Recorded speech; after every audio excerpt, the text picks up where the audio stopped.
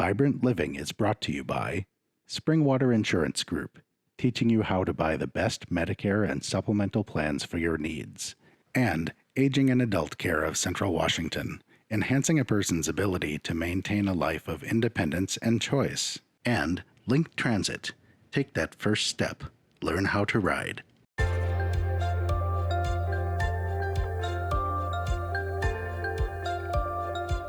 Hello, everyone. My name is Rosalie Richardson, and I am currently the chair of the Board of Directors for the Wenatchee Valley Senior Activity Center. And I was hoping this morning to get a visit from a very special person. I'm not sure if they're going to be able to make it because of everything that's going on in our world right now. But every year, we have been able to get a special visit from Santa at this time of the year. He comes in, he visits with all of the people that we have here at the center, and everybody loves it. They get a chance to sit on his lap, and they get a chance to tell him what they want for Christmas. And I'm not sure this year if he's going to be able to make it or not, because I haven't heard from him yet. So I'm hoping he can make it. And I hear bells. Here comes Santa. He didn't make it. Ho! Merry Christmas. I got here okay. I managed. I just didn't have time to call you and tell you ahead of time. I've been so busy. Well, I appreciate that. I'm sure you've been very busy up there at the North Pole. What's been going on up there? Oh, my word. We have all of the restrictions you do down here, and we had to order up a couple circus tents so we could get all the elves fit in and keep their distances with their masks on and working feverishly, because this is a different year this year. And so we've had challenges, but you know what? Christmas is coming, and Santa is always ready, and the elves are still working really hard. They'll be working up to the last minute to get all this taken care of so people have their presents under the tree for Christmas. And how are you going to manage that? You know, there's such a restriction on some of the things. Have you got some magical things that you're going to be able to do to get those presents under the tree? Or are you still going to try and come down that chimney? Well, you know, because I've been working so much harder this year, I've actually lost weight. And my belt won't even stay on. That's how I know that. So I think that I'll be fine getting down the chimneys. You know, we have a lot of competition out there. People do order a lot of items now from Amazon, and I know that Walmart's not having their Black Friday because they can't do that this year, and people are ordering a lot of stuff online. But you know what? Santa always comes through. Yes, he does. And this year, more than ever, I know that people will appreciate that special touch from Santa versus getting the mailman coming up to the door and leaving the presents at the door. I think you're very, very right. I've talked to a lot of people, and they're a little bit concerned about the holidays. We're hoping that they follow all the rules and stay safe, because we don't want to lose any of our people here in our valley. But it is a much more difficult time, and I know that you will do your best to make sure that everybody gets the wonderful presents they deserve. So how are the elves and Mrs. Claus taking all of this? Well, you know, because families are going to keep, let's just say, to themselves a little bit more this year, families won't be in the same household as much. That means we got more stops to make this year than ever. And so Mrs. Claus, I seldom even see her right now because she's herding all those elves and trying to keep them under control. And you know, it's not easy because we got a lot of them and they don't always follow the rules that we have right now. But we're doing it. We're getting it done. And but yeah, there's going to be more stops this year. So we're trying to sort all that out. And hopefully there'll be a lot of snow once I do get here on Christmas. And that'll help us a lot because I can slide around and not have to work those reindeer so much. Well, it looks like you might get your wish on the snow, because from what I understand with the weather, we might be getting a little bit of snow in the next few days here in the valley. And usually we have snow by Christmas, so we should be in good shape for you. I was wondering, I know you're very, very busy. We have a special place here at the center for Christmas. We call it our Christmas room. And this year we actually have 2 Christmas rooms because we wanted to make plenty of room for people to be able to get in there and still keep their 6 feet distance. And of course we require that they wear a mask to come in and utilize our facility. But do you think there's any possibility that you might be able to make a little visit down there in the next few days, or today maybe even? Well, you know, in years past, I've been known to stop by for the volunteer Christmas party. I think that's what they call it here, and then also take a peek in that Christmas cottage, which I think is spectacular. You know, I've recognized some of those items in there. You know, my elves have made a lot of that stuff, and so it's kind of a special meaning to me that to be able to see that, and you know, it just makes my heart warm to know that there's going to be a lot of gifts for people to come and get here, help the senior center out, and also some really unique items that people don't normally see in your regular stores or online. You know, and I think that is very special to me. Now, with regard to that volunteer Christmas party, I am really going to miss that this year. Everybody will, yes. And so, you know, having all the seniors come up and tell me what they want for Christmas, sit on my lap, whisper in my ear, and tell me all these wonderful things, I'm going to miss that more than anything. That is a special part of our volunteer party. It really is. And I am really missing our volunteer party. I really miss being able to have personal contact with all of the people that we have here. And we have volunteers. Our volunteers are wonderful here at the Senior Center, and they love having you come and visit at the volunteer party that we have, that we will not have this year because of our closure. But if you have time and you go down there to visit them, they will love it. It's always good being in Wenatchee. You know, I look at the mountains and I see the snow on top and the little clouds here, and a lot of sun. That's what I like about Wenatchee. This is God's country, you know. Definitely. And the sun coming out, peeking through, really helps Santa keep his spirits up. So thanks for having me. And like I say, I'll always make a point to get to the Wenatchee Valley Senior Activity Center. This is special. And so, yeah, thanks again. Oh, well, thank you. And we very, very much appreciate your visit. Okay. See ya soon. Hi, I'm Ken Sterner, and I'm the Director and Supervisor for the Ombuds program here at Aging and Adult Care. And you might ask yourself, well, what does an ombudsman do? Ombuds is actually a Swedish word that means someone who listens. And with all of our ombud services, we certainly do a lot of that. But we're really here is to help individuals who have questions or concerns or issues regarding our behavioral health system. And when we can, we assist Medicaid enrollees with filing grievances or other challenges that they may run into. We also are free and confidential, so it doesn't cost anything for our services. Ombudsmen are independent from both the behavioral health system as well as from government or from any individual provider. And we can speak to groups about the Ombudsman program as well. Wherever we can, we just want to help people navigate what can be a very challenging system at a very difficult time. We look forward to your call.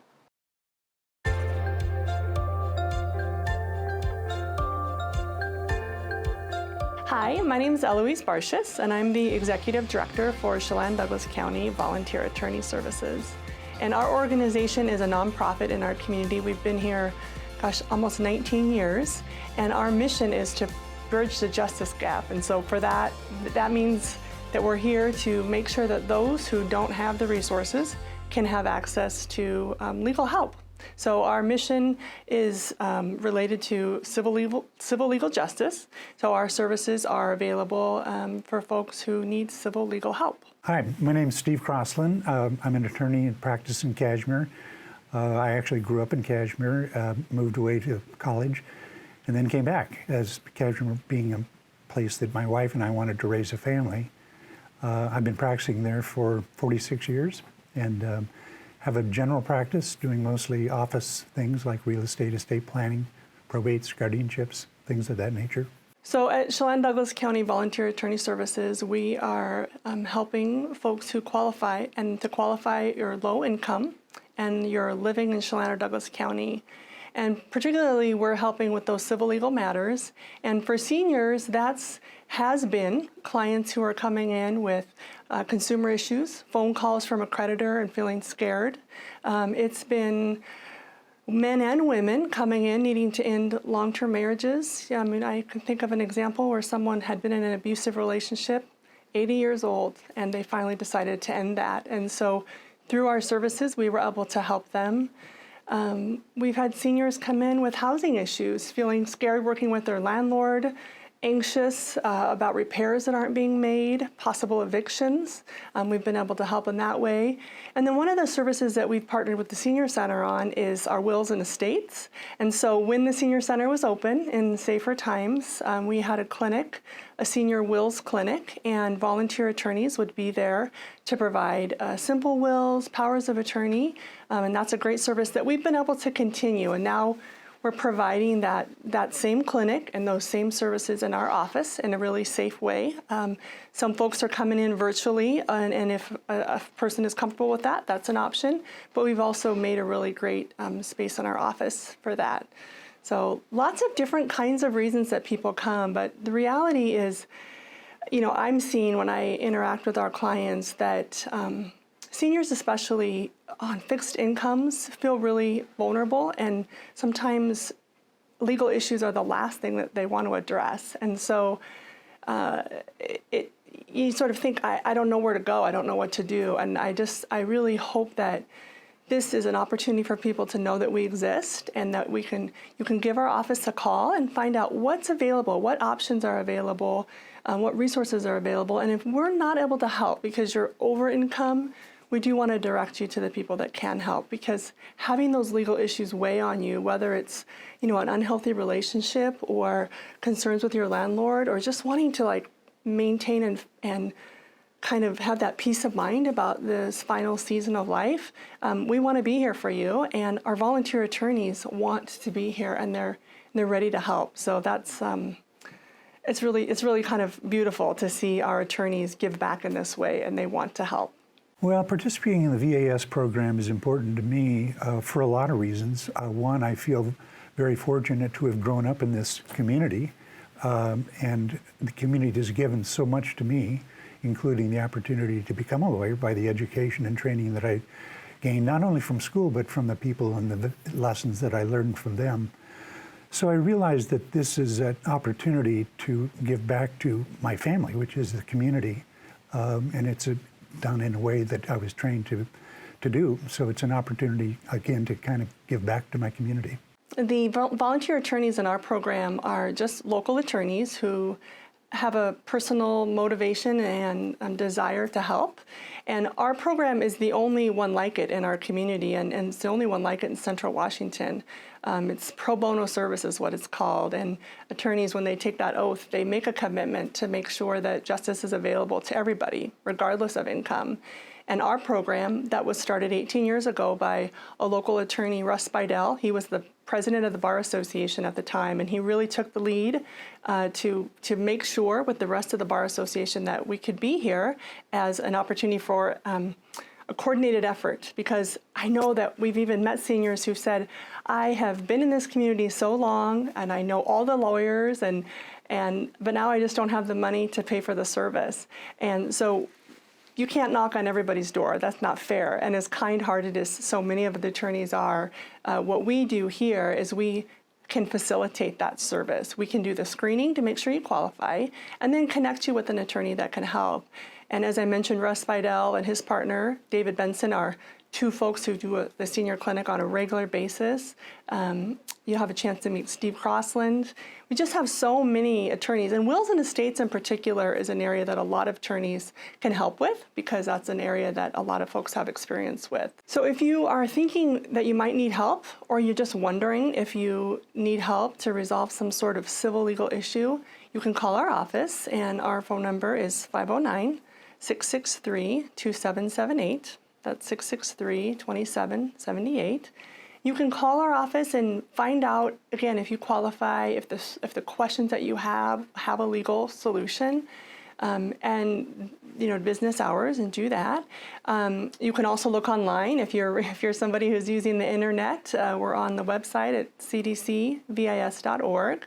Those are a couple ways to do it, and we may ask you to call the Washington State Clear Hotline, and that's because that's a central hub for state of Washington, and that helps us get more information and a chance to talk to more attorneys to get the help you need. Being a volunteer here gives me great satisfaction. Satisfaction because I know that I can help people in a way that I'm trained, and I think it gives me the opportunity to come into contact with people and assist them, perhaps sometimes in ways they don't even know they have a need. So I'm able to draw upon my experience and help them in their lives. I think the thing that I would just really want folks to remember is that we're here to help. Our mission is really kind-hearted, and we want to make sure that people know where to turn if they're facing a legal issue. And the truth is, most people don't even know sometimes that the issue is legal or not. And so that's another reason to call and help us talk with, we can unpack that with you and see if this is the right place. But not everybody is going to qualify for our services, and it's hard when we have to turn people away for those reasons. But because of the funding that we have and where we get our dollars and the fact that our attorneys are volunteers, we do have to have those restrictions. And for folks who may not qualify or even have extra, you can support this organization by donating and making sure that the services can be facilitated for your friends and for your senior community. We're going to be a part of the Give NCW campaign, and that's another way to give and to support. And our message is about being a lifeline to justice, and really managing and dealing with legal issues are game changers and can really help people. So you can give to our organization, making sure that people who need it get the help that they need. Hi, I'm Jim Heinlein, agent and owner here at Springwater Insurance Group in North Central Washington. And I'd like to take a moment to teach you about how to choose a Medigap supplement. Now, we all know that Medicare A and B doesn't pay the whole bill. So many of you then seek out a Medigap supplement to pay those unpaid portions. But there's 10 Medigap supplements. Each of them is a varying degree of covering those unpaid portions. So how to choose which of the 10 is right for you? Usually it's going to be based on your Medicare visit rates to the doctor. Now, that doesn't mean that's the only way to go about it, but it is common that if you're having a high rate of visits, you might want a plan like letter G. Folks who maybe don't go as often to the doctor, perhaps a letter K. Now, I don't have time today to go into the details of each, but it's important you understand that you want the right fit. Then you want to make sure you have an appropriate premium. Not necessarily the lowest premium, but what's reasonable. So at Springwater Insurance Group, we enjoy teaching people how to choose a Medigap plan, and we can do that for you. Give us a call.